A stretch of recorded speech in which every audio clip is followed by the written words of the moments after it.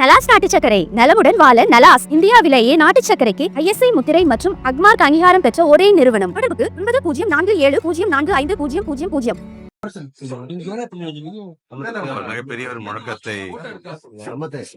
முழங்கிய பிறகு இன்னைக்கு தமிழ்நாடு முழுவதும் நேற்றிலிருந்து பாத்தீங்கன்னா தொடர்ந்து ஒவ்வொரு பகுதியாக எங்களுடைய இயக்கத்தினுடைய ஒன்றிய கழகம், நகர கழகம், பேரூர் கழகத்தை சார்ந்த செயலாளர்கள், அந்தந்த மாவட்டத்தை சார்ந்த மாவட்ட செயலாளர்களுடைய வழிகாட்டுதலின்படி ஆங்காங்கே இது போன்ற உறுப்பினர்களை, குறிப்பாக இயக்கத்தினுடைய தோழர்கள் ஏற்கனவே பழைய உறுப்பினர்களாக இருந்தது என்று சொன்னால் அதை ரினியூவல் பண்றதிலிருந்து புது உறுப்பினர்களை சேர்ப்பதிலிருந்து ஒவ்வொரு வீடாக சென்று குடும்பத் தலைவருக்கு 4 கேள்விகள், மற்றவர்களுக்கு 2 கேள்விகள் என்கின்ற விதத்தில், அதாவது நீங்க குடும்பத்துல வந்து ஏற்கனவே நீங்க வந்து உறுப்பினர் இருக்கிறீங்களா, அரசாங்கத்தோட திட்டத்துல நீங்க ஏதாச்சும் அதில் வந்து பயனில் இருக்கீங்களா, இந்த மாதிரி சில கேள்விகள். அதே போன்று BLA 2 சொல்லக்கூடிய இந்த பாகம் அவர்களிடம் வழங்கப்படுகின்ற ஒரு ஷீட்ல பாத்தீங்கன்னா அதுலேயும் சில கேள்விகள். நம்முடைய மண்மொழி மானம் காக்கப்பட வேண்டும் என்று விரும்புகிறீர்களா, அதை நம்முடைய மாண்பு தமிழ்நாட்டு முதலமைச்சரால் தான் செய்ய முடியும் என்று நம்புகிறீர்களா? ஸோ இந்த மாதிரியான அவங்களிடம் நாங்கள் கேள்விகள் கேட்டு அவங்களுடைய கருத்துக்களை உள்வாங்கி கொண்டிருக்கின்றோம்.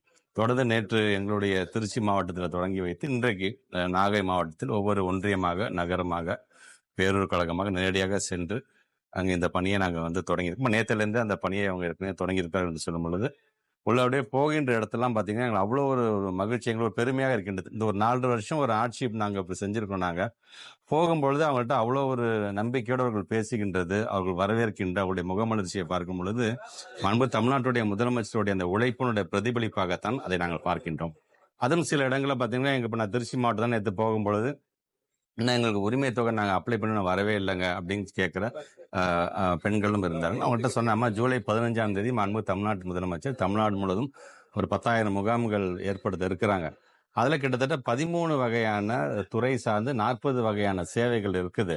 அதில் இந்த கலைஞர் உரிமை தொகை சார்ந்தும் இருக்கின்றன. நீங்கள் அப்ளை பண்ணுங்க கண்டிப்பாக. ஏன்னா நேற்று மாண்பு தமிழ்நாட்டு முதலமைச்சர் அவர்களே நேரடியாக அவருடைய வீடு அருகில் இருக்கின்ற 2-3 வீடுகளுக்கு நேரடியாகவே சென்று இது போன்று அவர்களுக்கும் உறுதியளித்து, ஏன் தமிழ்நாடு முதலமைச்சரே ஃபாரத்தை ஃபில் பண்ணி ஸ்டிக்கர் ஒட்டு பார்க்குற அளவுக்கான ஒரு மிகப்பெரிய ஒரு விழிப்புணர்வை இது ஏற்படுத்தியிருக்கின்றது.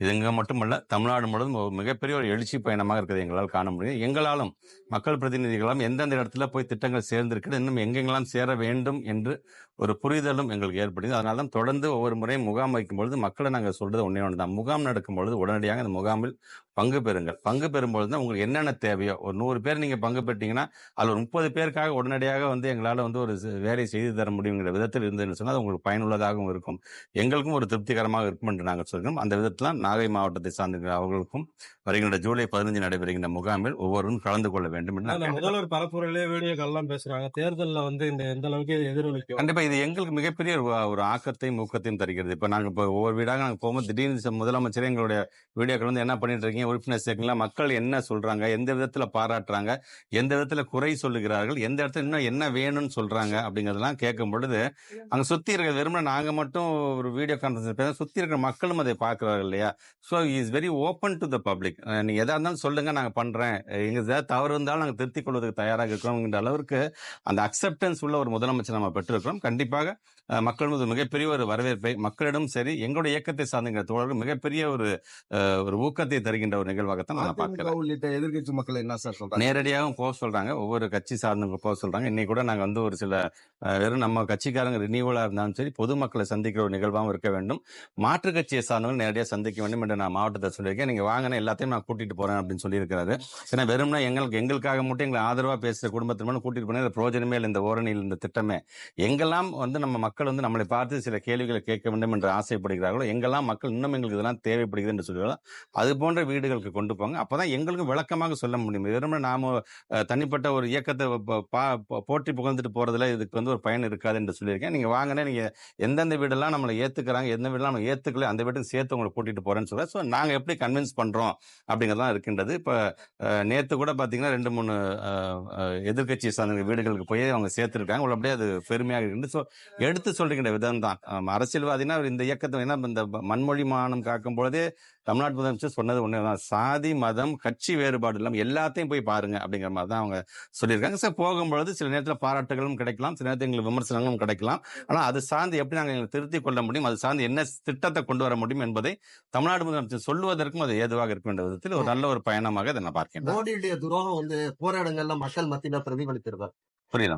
மோடியுடைய துரோகம் தமிழகத்துக்கு பல்வேறு வகையில துரோகம் பண்ணிருக்காங்க. தமிழகத்தை அதனால நாங்க எடுத்து சொல்ல போராட்டங்கள்ல பிரதிபலிச்சுதான் மக்கள் மத்தியில. சொல்ல வேண்டிய கடமை எங்களுக்கு இருக்கின்றது இல்லையா? இப்ப மக்கள் அந்த பகுதிக்கு நீங்க போகும்போது, சார் இங்க வந்து தண்ணி வந்து கொஞ்சம் ஒழுகிட்டே இருக்கு சார், கொஞ்சம் டேப் கொஞ்சம் சரி பண்ண சொல்லி அந்த ரோடு பாருங்க சார் எப்படி இருக்கு அப்படின்னு சொல்லும் பொழுது இதை நம்ம உடனடியாக நம்ம செஞ்சு தரோம். நீங்க ஆளுங்கட்சியா இருக்கனால உடனடியாக அதிகாரிங்க கூட வராங்க, உடனே அதை நம்ம செஞ்சு தரோம். ஆனா அதுக்கு மேல நம்மளை வஞ்சிக்கக்கூடிய உதாரணத்துக்கு நம்ம கல்வி நிதி நமக்கு வழங்குவதாக இருந்தாலும் சரி, நம்ம கிட்டத்தட்ட ஒரு இயற்கை பேரிடராக வரக்கூடிய 39,000 கோடி ரூபாய் நம்ம கேட்ட வெறும் 270 கோடி ரூபாய் தான் அவங்க தருகிறாங்க அளவுக்கு மக்கள் ஒன்னே ஒண்ணுதான் புரிஞ்சுக்கிட்டு இருக்காங்க. சரி, நம்ம உழைச்சி நம்ம வரி பணத்தை கொடுக்குறோம், ஆனா வரி பணத்தை முழுமையா நமக்கு தரோம், மற்ற மாநிலத்துக்கு தராங்களே, அப்ப எப்படி நம்ம வந்து வஞ்சிக்கிறது அப்படிங்கறத அவங்களால உணர முடிகிறது என்பதை எங்களால் பார்க்க முடியும்.